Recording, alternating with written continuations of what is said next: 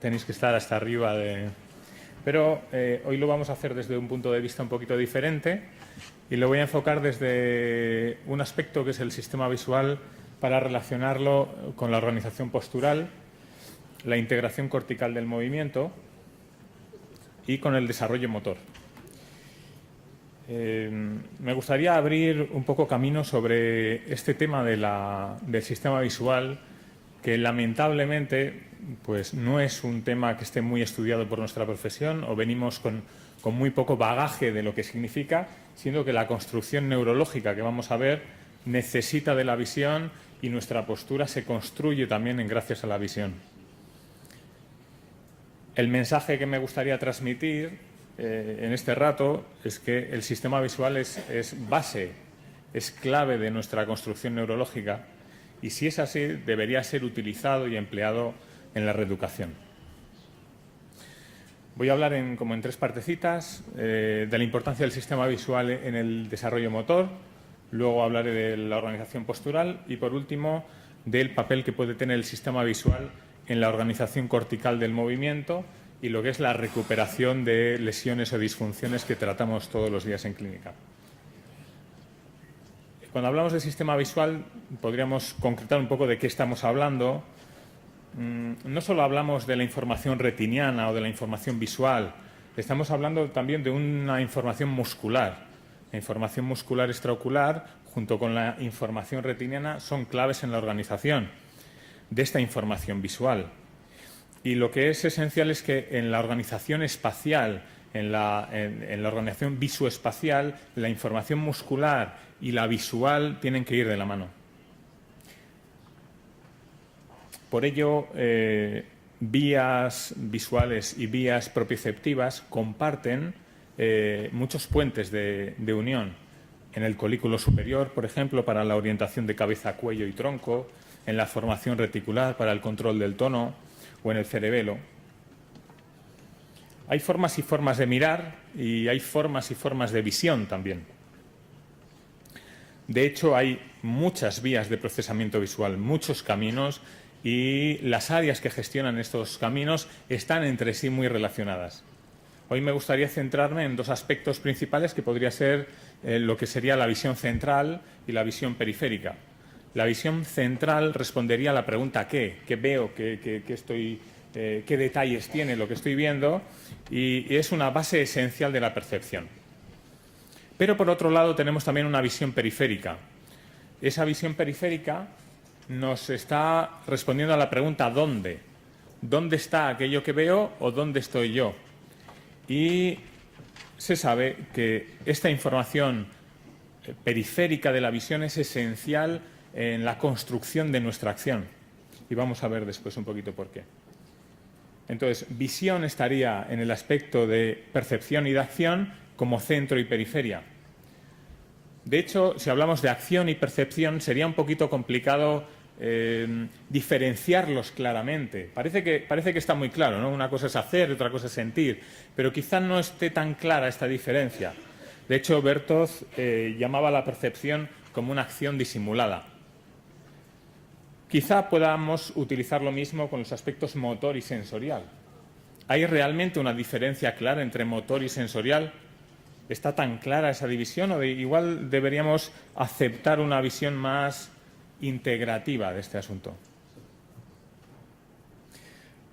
Voy a hablar un momentito de la importancia del sistema visual en el desarrollo motor. Y para comenzar podríamos decir que un hecho, que la visión es un motor o es el motor del enderezamiento. La visión es aquello que va a tirar, y lo vamos a analizar ahora en varias etapas del bebé, aquello que va a tirar del enderezamiento del bebé. Y vamos a ver que los plazos de tiempo en donde se endereza un bebé no son los mismos para niños invidentes o para niños con déficits visuales claros. Y es que nacemos con una fobia muy poco desarrollada, no tenemos una capacidad visual, aparte de que se convierta en un órgano esencial posteriormente, en un inicio el sistema visual no tiene garantías porque falta programación. El neonato tiene incapacidad, no tiene capacidad para fijación visual. Apenas es muy, muy limitada. Pero esa fijación visual limitada es una expresión más de su inmadurez neurológica. La postura que estáis viendo, replegada, con los codos bien atrás o con la cabeza un poco reclinada, incapaz de levantarse, es un signo de inmadurez neurológica, como puede ser la parte visual. Y esta inmadurez neurológica es compartida tanto por el sistema motor o postural en la incapacidad para organizarse a nivel postural en esta etapa, como a nivel visual. ¿Dónde podemos ver esta inmadurez? Pues os vais a fijar en los ojos de este bebé. Yo voy a girarle la cabeza despacito y vamos a ver hacia dónde mueve los ojos. Es un bebé de 3 días. Cuando muevo la cabeza, el bebé, si os habéis fijado, gira los ojos en la misma dirección que la cabeza. ¿Lo habéis visto? Ese es un reflejo de ojos de muñeca, llamado también ojos de muñeca. Es un signo de inmadurez del sistema visual. 4 semanas más tarde, los reflejos vestíbulo-oculares toman el relevo y los ojos ya se mueven en dirección contraria al movimiento de la cabeza. La madurez del sistema visual está vinculada a la madurez también progresiva del sistema motor. Con 8 semanas de desarrollo, la visión está mejorando y eso está tirando del enderezamiento. Pero los movimientos diferenciados de ojos y cabeza o de cabeza y tronco no están todavía organizados. De hecho, al inicio de la vida no existe diferenciación, no existe movimiento de ojos sin mover la cabeza y no existe movimiento de cabeza sin mover el tronco. En un bebé, girando la cabeza, veremos el tronco siempre que gira de forma fisiológica a un lado y a otro. La orientación visual requiere esto, requiere una organización motora en la coordinación de los ojos, de la cabeza y del tronco. Y esto es esencial para el desarrollo. Con 3 meses es la primera vez que podemos organizar una postura bien sostenida de enderezamiento y coincide casualmente que es el momento en el que el sistema visual empieza a funcionar de una forma más explícita y también el sistema oculomotor es capaz de mover los ojos en las órbitas para la función de ver. A partir de entonces ya está todo rodado, ya vamos a tener a un niño con capacidad para lanzarse hacia adelante, para buscar y un sistema visual mucho más eficaz. Así como el sistema visual forma parte de la construcción del sistema motor, el sistema motor es esencial para la construcción del sistema visual y se ve y se puede apreciar. Bueno, tengo la suerte también de trabajar con optometristas muy estrechamente. Cuando ellos hacen diagnóstico y rehabilitación de niños con problemas de oculomotricidad, normalmente vemos también disfunciones cervicales. Una vez que ayudamos con la parte cervical, muchas veces los ojos empiezan a poder fijar de una forma mejor. No tengo documentos aquí. En la organización postural, la importancia del sistema visual quizás sería más sencilla, pero partimos más sencilla, más conocida un poco por vosotros, de tal forma que el desarrollo postural para algunos autores forma una unidad con la construcción del sistema visual. Bell, en el año 1800, ya se preguntaba esto, ¿no? Decía, ¿cómo un hombre mantiene una postura de pie o inclinado contra el viento que sopla sobre él?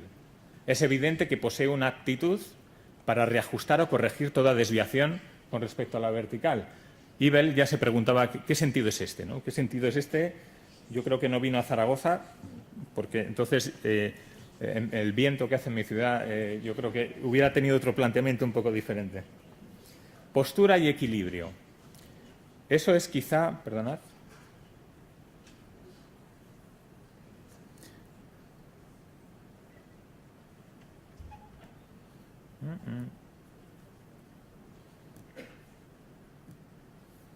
La postura y el equilibrio es quizá ese lugar donde se ve la función del sistema visual de una forma más clara. Postura y equilibrio no solo se relaciona con la posición recíproca de unas piezas respecto de otras, que en la RPG es un aspecto que controlamos bastante, sino también en la relación del cuerpo con el exterior. ¿Y cómo se organiza este control postural?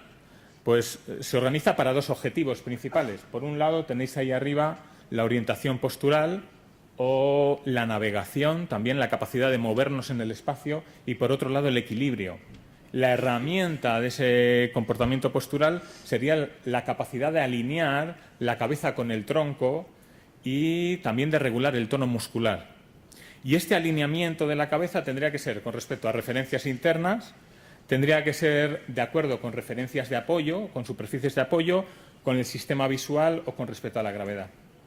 Los sensores exteriores los conocéis perfectamente, el sistema vestibular, el visual y el táctil podal. En los ojos particularmente es fundamental el sistema visual periférico, que es el que habíamos nombrado antes. En los estudios primeros y fundamentales sobre la regulación postural de la visión, se veía que era ocluyendo la parte periférica la que provocaba más desequilibrio en la persona. La postura, como ya hemos escuchado hoy, y el control del equilibrio sufre o se beneficia de estos sistemas de anticipación o de feedback. Y si agrupáramos estos sentidos visual, vestibular y propioceptivo o somatosensorial, veríamos que constantemente el cerebro necesita contraste. La información vestibular o la información visual necesitan un contraste de información en lo somatosensorial, en lo propioceptivo. Y si no, no es posible una percepción correcta del entorno. Los trabajos de Roll, luego mostraré uno, son muy claros en este sentido. Una alteración sobre el sistema propioceptivo provocada en una intervención cambia completamente la forma de la persona de percibir el mundo. Esta información de contraste para el sistema vestibular es el cuello, o podría ser el cuello, para el sistema visual es la musculatura oculomotora. Y entro ya en la parte final, que es la que me gustaría, de la que me gustaría sacar algunas conclusiones un poco clínicas. La integración cortical del movimiento. ¿Qué tendrá que ver la visión con la integración cortical del movimiento? Pues la primera cosa que podríamos pensar es que para ejercer una acción neuromuscular en el espacio, antes de nada deberíamos saber cómo es el espacio. Deberíamos tenerlo controlado, deberíamos tener una construcción espacial o visoespacial, incluso visoespacial no solo en videntes, en no videntes también hay una construcción visual en ciertas áreas. Es fundamental esa construcción y probablemente para ello necesitemos mapas. Y me gusta mucho cómo habla Mosley del cerebro, ¿no? Dice, probablemente nadie sabe cómo funciona el cerebro, pero lo que sí sabemos es que representa muy bien cosas. Es un gran representador de cosas, ¿no? Y nuestro cerebro está lleno de mapas. Mapas de nosotros mismos, en áreas sensoriales o motoras, áreas de nosotros y del espacio que hay alrededor de nosotros, como en el hipocampo. Estamos llenos de mapas. Y sabemos que estos mapas que tenemos cambian en sujetos sanos. En sujetos sanos cambian según la actividad que hacemos, el comportamiento que tenemos, las habilidades que aprendemos. Cambian estos mapas. Son flexibles.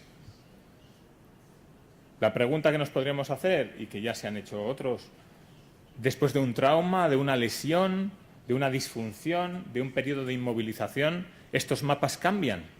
Pues si cambian en los sanos, ¿cómo no va a cambiar, verdad? ¿Cómo no va a cambiar en los sujetos que han sufrido un daño? Y desde este punto de vista quizá deberíamos dar un salto y ya nos está ayudando todo lo que hemos escuchado hoy, y yo creo que lo de mañana también va a ser muy, muy interesante. Deberíamos dar el salto de ver la disfunción como solamente mecánica o neurológica o periférica, y deberíamos pensar también que junto a esa disfunción o lesión en alguna parte del cuerpo que puede requerir una atención particular, es posible que la persona haya desprogramado o alterado sus mapas. Y esto es lo que nos dice Sun-Wei Cook y Wallacott en sus trabajos sobre control motor. Es necesario también que abordemos el remapeo, el volver a construir bien esos mapas. Mosley también lo habla desde el punto de vista de trabajar la imprecisión como una forma de trabajar el dolor crónico. Y aquí está la visión, para ayudarnos. La visión espacial, que ya hemos visto antes, la visión periférica, tiene un rol muy especial en la organización del movimiento, en su predicción, en la preparación, en el control. ¿Sería posible utilizar esta visión para rehabilitar esos mapas? Es súper interesante cuando comprendemos que el control motor compara sensaciones y predicciones constantemente, predicciones y sensaciones. ¿Esta calidad del control motor se puede aprender o se puede reprogramar? Incluso lo que sucede automáticamente no tiene lugar sin aprendizaje. Todo se aprende y lo automático también se aprende. El aprendizaje motor está definido como este conjunto de procesos internos asociados con la práctica y con la experiencia, que lleva a cabo cambios relativamente permanentes en la capacidad de producir actividades motoras en una habilidad específica. Práctica, experiencia, actividades motoras, habilidad específica. ¿Y qué se necesita para el aprendizaje motor? Repetición, participación activa, feedback intrínseco o extrínseco, cometer errores y solucionarlos, control postural y memoria, que por otro lado probablemente sea también una de estas finalidades del aprendizaje motor. Pues de estos requerimientos hay algunos que tienen mucha vinculación con lo visual. El control postural tiene mucha vinculación con el sistema visual, la memoria y los feedback. En el control postural está muy claro cómo en distintos trabajos la utilización de aspectos visuales permite una mejora rápida de las capacidades de equilibrio en personas mayores y a través de feedback visuales. En la memoria, la visión también tiene una particular función y es necesario para este aprendizaje motor de entrenamientos sucesivos. La parte más clara un poco para la aplicación de llevar esto a la práctica sería el feedback. Para todos los que trabajamos con RPG, desde hace años yo una cosa que me llamó mucho la atención, y es que, bueno, os habrá pasado a muchos de vosotros, ¿no? Pacientes después de un tratamiento que les preguntabas y no tenían claro sensaciones sobre sí mismos después del tratamiento, cuando iban al coche se tenían que volver a colocar el espejo. ¿No os ha pasado esto con algún paciente que os dijo, cuando he ido al coche he tenido que volverme a ajustar el espejo? He tenido que hacer un cambio en el espejo porque de repente mi posición ya no era la misma que antes. Es una constante. La persona no tenía sensaciones sobre sí misma, pero sí que tenía una percepción de entorno ligeramente diferente. Es súper interesante cómo la actividad del córtex motor no solo está ligado a la ejecución de movimientos, también la observación de movimientos activa el córtex motor. También la observación de imágenes o de imágenes de movimiento activa el córtex motor. En este trabajo de Blanchard y Roll intentaban provocar un movimiento virtual o ilusorio a una persona con distintos estímulos, visuales, táctiles o propioceptivos. Y veían cuál era la percepción de la persona del movimiento frente a la ilusión provocada por estas tres vías. Las conclusiones eran que, así como cada entrada podía modificar la percepción de la persona del movimiento, la combinación de ellas era mucho más eficaz.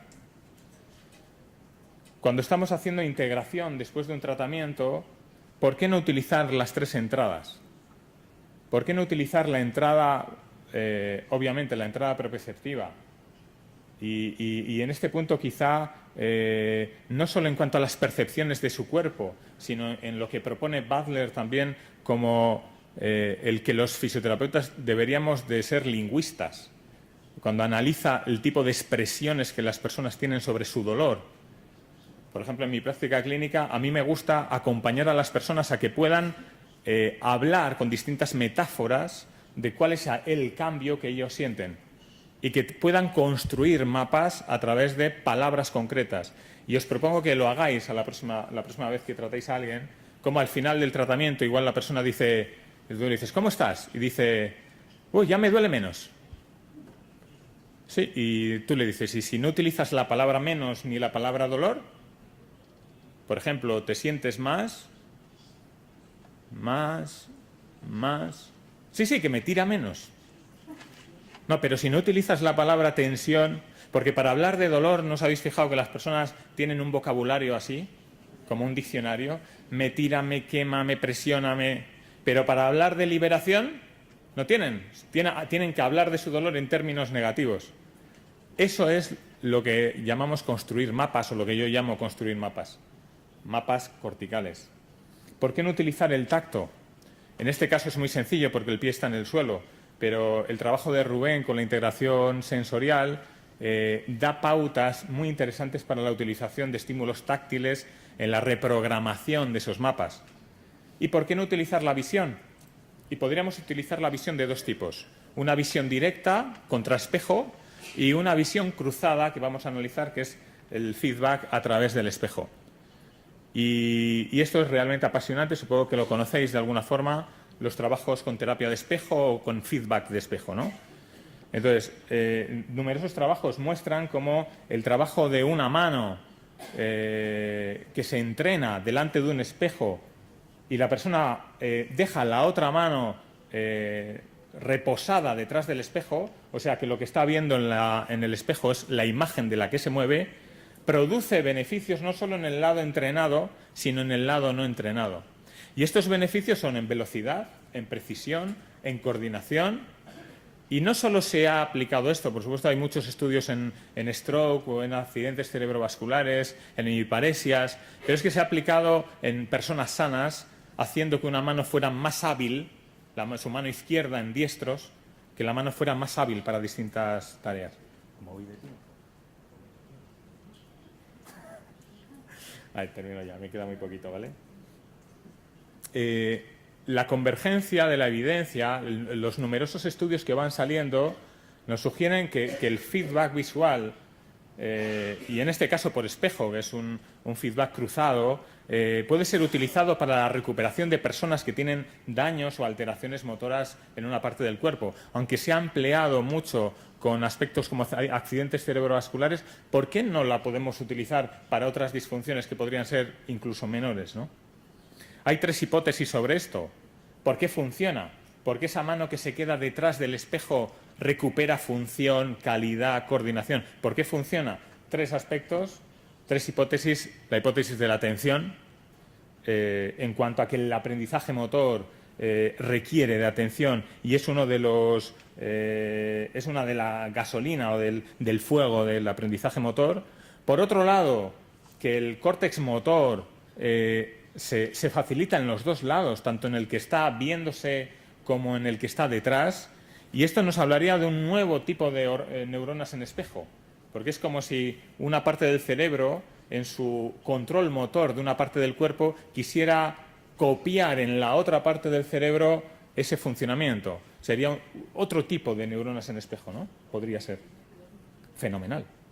Y por último, la hipótesis del papel mediador, que estas áreas que se desarrollan podría estar en la conexión de los aspectos motores y sensoriales. Esa disrupción de lo sensorial y motor puede ser una de las causas incluso de las recidivas, ¿no?